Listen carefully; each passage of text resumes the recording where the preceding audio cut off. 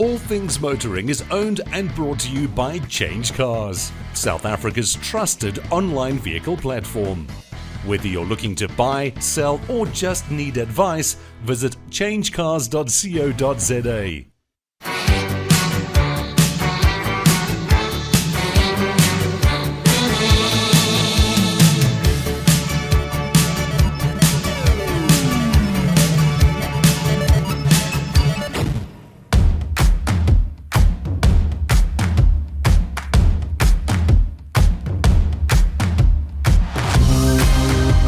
Coming up this week on All Things Motoring. Ernest heads to the Cape 1000 to see what cars are taking part and chats to some of the drivers. Gugu goes to Midvaal for round 1 of the SA National Drag Challenge, while Michael gets lost searching for All Things Motoring in Dubai.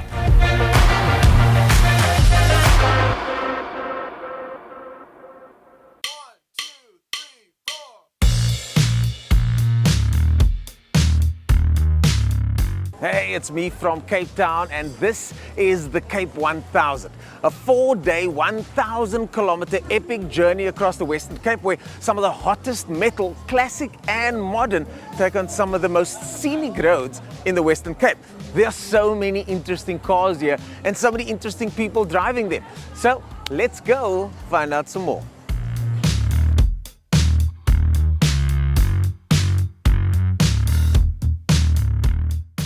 If you look at this car, you would think it's something special, but it's a lot more special because this is the lady, Michelle, that won the Spirit Award, and I'm getting a lot of spirit from you at the start of this event. Michelle, could you introduce yourself and tell us a bit more about your car? Right, my name is Michelle, and this is Brumilda. So Brumilda is a 1969 911E Targa. She was named after a Norse goddess because I drove her down from Johannesburg and I told her, "You're going to get me home, babe." And she did. The Aston didn't make it and the Ferrari didn't make it, but I rolled into Cape Town. So she knows she's got to get me on the Cape 1000 back home. This is the best part of the car. It's a piece of jewelry. The engine catch is over here. So there we go. Close this door. So this is a very interesting engine. It's a 911E. It has what they call a Bosch mechanical fuel injection system. And it was one of the first cars to have mechanical fuel injection. So when we restored the car, which was done by Tim Abbott, we had to rebuild the fuel injection, which can be quite a costly exercise, but she runs so magnificently. This car is calibrated to 250 kilometers an hour, which is unbelievable for its time. So the roof comes off. What are the plans for this week for you in this car? I see it's fully loaded. I see the sun hats are there. Everything is here.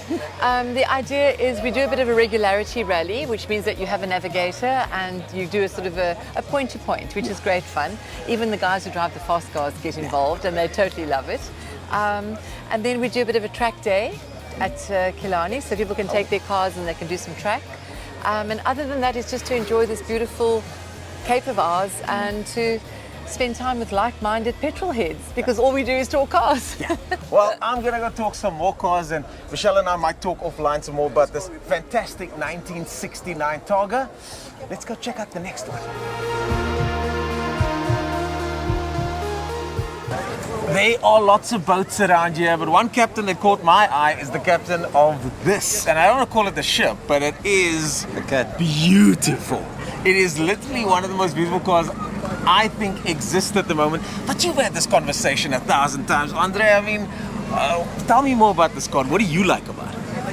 Well, the fact that it is a rare car. It's a 1961 car number 64 right-hand drive. It is rare in the sense that since 1962 a lot of improvements were made and the cars were made more comfortable. So these ones are more looked after or sought after because of the age. The proportions of this car is obviously perfect. Wow. It looks like a real cat, hence the name Jaguar. But you said that the proportions are perfect, and this conversation has been going on since this car came out. It is the template for a beautiful sports car, isn't it? It is. In those years already, they were a maximum of 120 centimeters high. This was the first car that could reach the 150 miles per hour psychological barrier. That's now for a normal production car. Yes. And then why do I like this one so much is because of the lens covers. For someone that doesn't know the detail, what makes the one with the lens covers different? The ones with the lens covers are the early Series 1 cars. Since 1969, they started becoming Series 2 cars. The American legislation required the cars to be more safe. They thought the lights are not bright enough with the covers. Americans. Also, the front bumper and the rear bumper changed to a run-through bumper rather than two sections. Well, yeah, this to me is absolutely iconic. Andre, enjoy the drive. Thank you, Ernest. So we are in the middle of the crowd over here, but I had to come chat to Pablo and his lovely lady over here. You guys, to me, are the best dressed couple here that I've seen. Thank you. They said we must dress 1950s, whether it's a gangster, whether it's a mafia, whoever. Pablo, this car over here, I mean, it's got a learner sign over there, which I don't believe, but it is a fantastic looking car, but it's sticking out more than normal. Why is that? You weren't supposed to see that. It's camouflage. Oh, eh? oh. So, Is that why I walked past you a few times? It didn't work. Oh, that's why you were up and I saw you. We notice it when we in front of the car. Okay. Okay, well, folks, this is Pablo and this incredible Lamborghini over here. If you don't miss it, I don't think it's the camera. I think it's because it's fast. Because it's fast, yeah. For me, what makes cars like this absolutely interesting is the attention to detail. And it's the kind of detail you don't see in modern cars these days. I mean, firstly, you don't get that on a modern car, but every single vent and slat on here is handmade. I could look at this for hours, and I think I might just, but now I've been distracted again by another car, so I'll get back to this one. Where many cars roll off the factory in sort of a vanilla state, cookie cutter way of doing things, some cars are more special than others, and none more so than this Bentley behind me over here. Peter, we've been chatting on the round to this event. I mean, it's the perfect car for a long distance event, I would think. Well, I'll tell you what, I own a few cars. This is the ultimate Grand Tourer. It's a Bentley Super Sport. They only made 710, 522 kilowatt, 1,070 Newton meters torque. It is the second fastest car here because the Bugatti's arrived. But a very interesting fact, I was at the Bentley factory last week and they took me around as an owner. And in the early 30s, the Bentleys were making the chassis. They were then giving the chassis to coach builders to make the coach. And they then found out some people were making fake Bentleys. And if you come in and zoom in, I'll show you. Now, a genuine Bentley has 10 feathers this side and 11 feathers that side. Not too many people know. And what I also did, I met the lady. She's now 65. She's been hand sewing the steering wheels for 40 years. It's like, you can't believe it. Yeah. It's so powerful. Yeah. And yet you can drive it every day. You can put a set of golf clubs in the back. It's an amazing car. After the break, Ernest chats to an SA hill climb legend, and Gugu takes us to round 1 of the National Drag Challenge.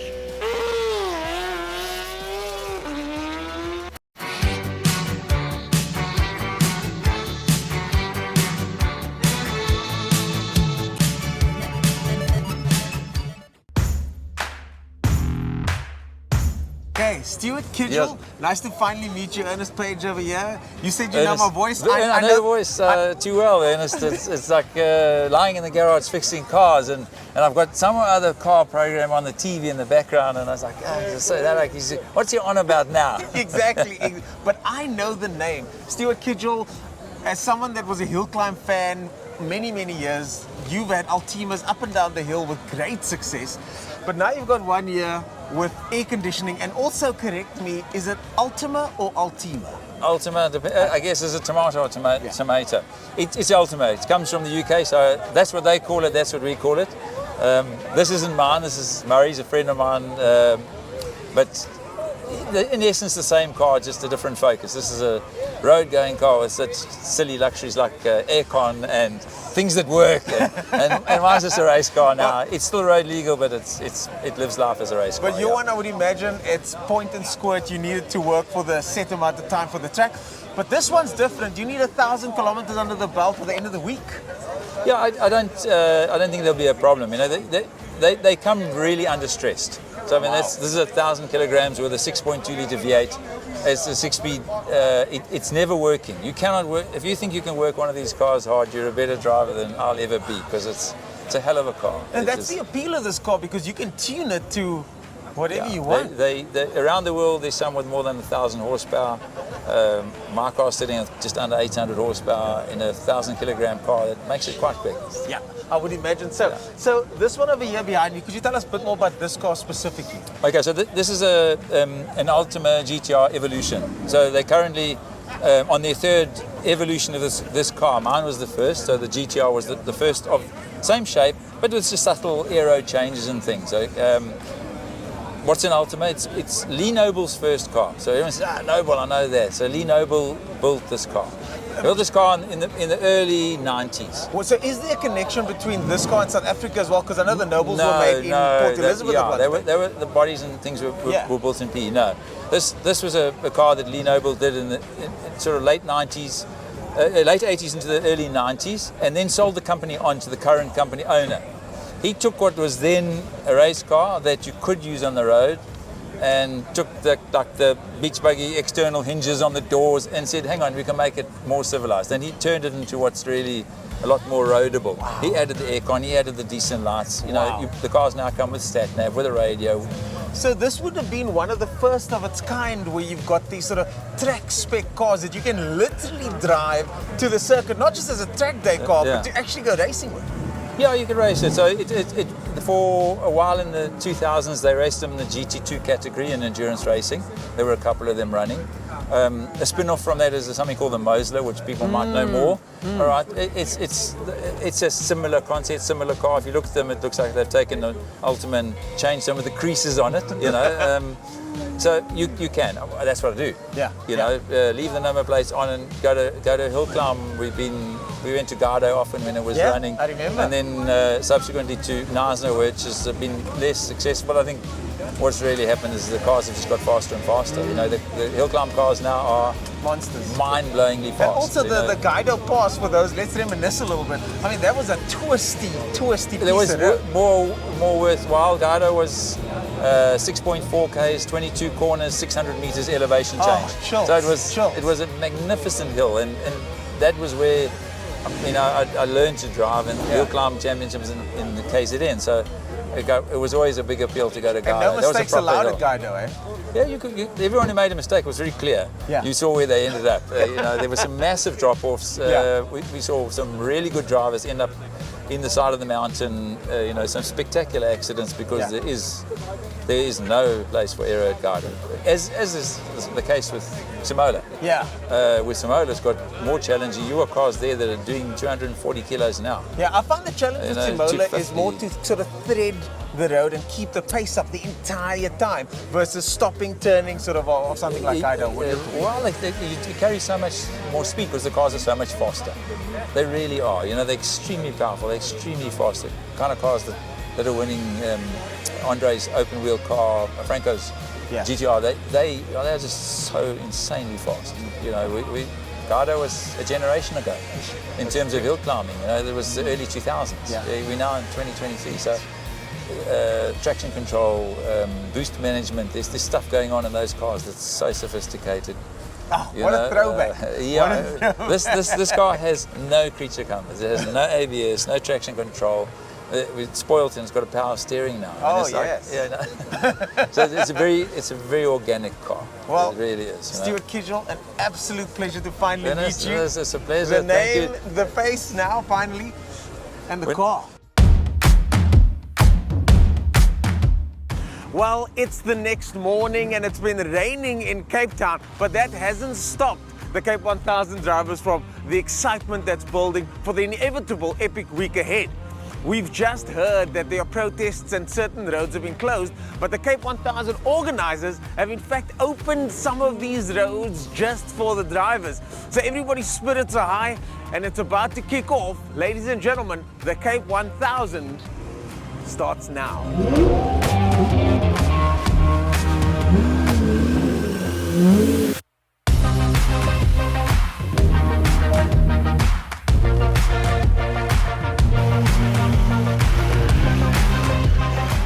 Alright, welcome to yet another episode of All Things Motoring. Today we're out in the sun as normal, but we're at Midvaal Raceway for the SA Drag National Challenge Round 1. This is a 2-day event, and I said drag, yes, because it's drag racing. So the guys are out here, many interesting cars. I've seen some Supras, old and new.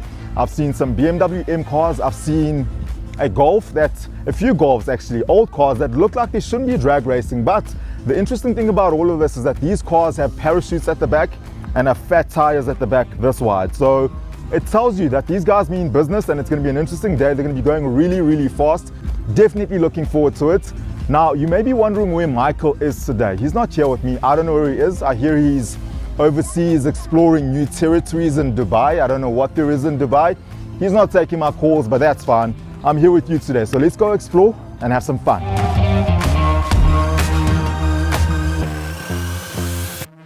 I've managed to find the event organizer of this event. JP, how's it going? Laka. So this is the SA Drag National Round 1. So it's a mouthful. This is round 1. It's a mouthful, yeah. This is round 1. So today is pretty much just a practice and get the guys to start getting their cars dialed in. So when we start tomorrow, we'll have an hour open in the morning and then we break straight into competition. So tomorrow will be round 2 from what I'm understanding. It's round 1, but day 2, so it's your main. Oh, day 2 of round 1. This is just so guys can get in their cars dialed in, get the cars down, get the track right. Tomorrow we'll open up for an hour in the morning, go straight into eliminations. We finish at about 3 o'clock and then we'll open the track on later on for anyone to just participate. So tell me about the SA Drag National Challenge. For someone who doesn't know, what's going on here? How do you enter? What kind of cars are allowed to enter? Okay, so just a short running on it. There hasn't been a SA Nationals, I think, the last 12 years. Myself, Harry and Poops from PE, we've managed to bring MSA on board, get another Nationals going. So what's happening now is we've got the first round here at Midvaal, second round is in Desi, third round is in PE, and the fourth round is in Cape Town. So it's just elimination? It's not elimination. Basically it works is after tomorrow you'll get into a elimination category. As you get knocked out, the last 4 semi-finals are the only ones allowed to appeal for points. So you get 5 points, 3 points, 2 points, and 1 point. So your points will carry on to the next challenge. So we'll go now next to Desi. If you've gathered 5 points on round 1, bang, it's yours. The next round, it goes with you. If you move a class, you lose your points. The points stay in the class that you said. So if I say I'm running from a 10.5 to a 10.9, I enter that class. If I want to go now to a 9-second class, my points stay behind, I enter a new point system again. And then obviously it goes. This is just a build up for next year so that we can have a national and series going on. So we'll have 6 events here next year instead of 1 event here. So they've just given us a trial run for the year, MSA themselves. So obviously this is the safe way of doing things. We don't want guys running in the streets and drag racing. This is the way to go. So what kind of person can enter? If I've got an M2 and I want to drag race, sure, if I tell you from the biggest car here to the smallest car here, anybody can enter. You just got to follow a certain amount of rules. Even the City Golf? City Golf, there's a 14-second class all the way down to what we call big boys class. It's like an 8-second quarter mile. Oh, I see. 8-second class. So any car could join. As long as you meet the MSA requirements, you can join. You can join and run. Yeah, it's a heads-up event. It's not time-based like it used to be back 12, 13 ago. It used to be all about timing, jumping, elimination. Now it's heads-on elimination. First to cross the line, he wins the race. And then what are the requirements in terms of the vehicle itself? Does it need to meet a certain spec? Your certain spec comes in a certain class that you enter. So a 13-second class rules are completely different to an 8-second class rules, because the faster you go, the more safety rules you have. It's drag racing, that's hard work. So George, for instance, his rules and Paul's rules will be completely different on the day, because the faster you go, more intense the rules become. Safety, roll cages, parachutes, wheelie bars, that's how it all comes down to. Well, there you have it. If you want to get into drag racing, do not do it in the streets. It's not safe. People die. This is where you want to do it. Come join, bring your M3, bring your City Golf, C6, whatever it is. Bikes. You saw the bikes? Yeah. JP, thank you so much for the time. You're welcome. Thank you for it. Really next year I will bring something. Whatever's in the garage. Something. Appreciate it. Thank you,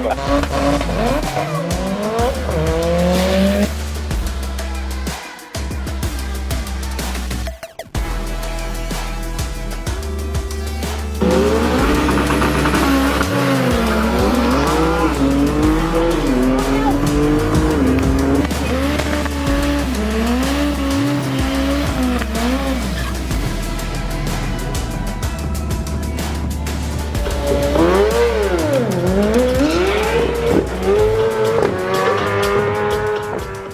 After the break, we take a look into the Dubai car culture.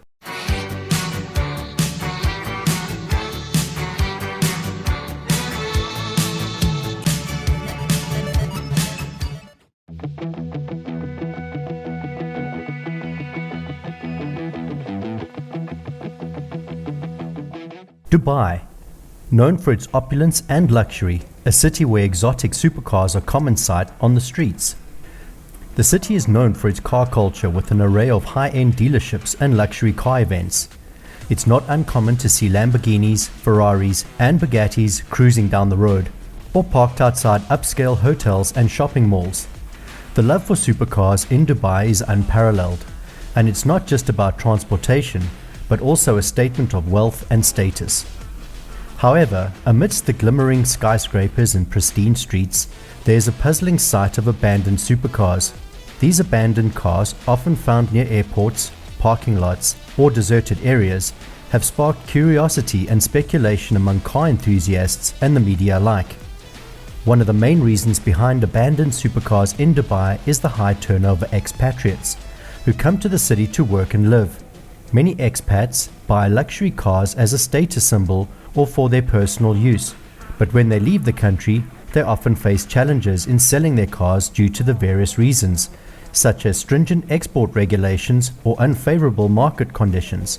As a result, these cars are left behind, abandoned, and sometimes even confiscated by authorities. These abandoned supercars often find new homes through auctions and attract the attention of avid collectors who are always on the lookout for unique additions to their prized collections. Dubai's car culture continues to evolve and captivate car enthusiasts from around the globe, making it a unique and intriguing destination for petrolheads and luxury car aficionados alike.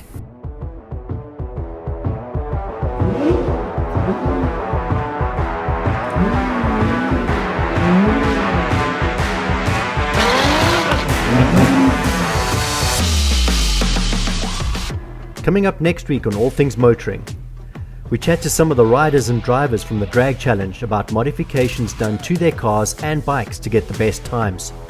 Ernest welcomes the Cape 1000 back to Killarney Raceway, and Michael takes a dune buggy for a spin in the desert.